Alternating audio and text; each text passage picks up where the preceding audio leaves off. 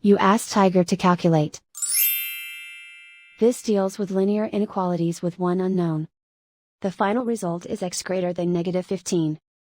Let's solve it step by step. Swap sides.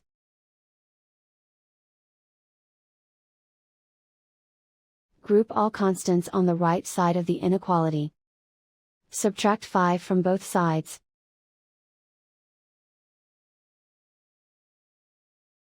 Group like terms.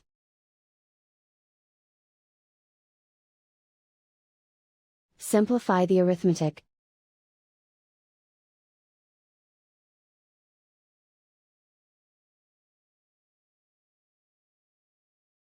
Plot the solution on a coordinate grid. And so the final result is x greater than -15.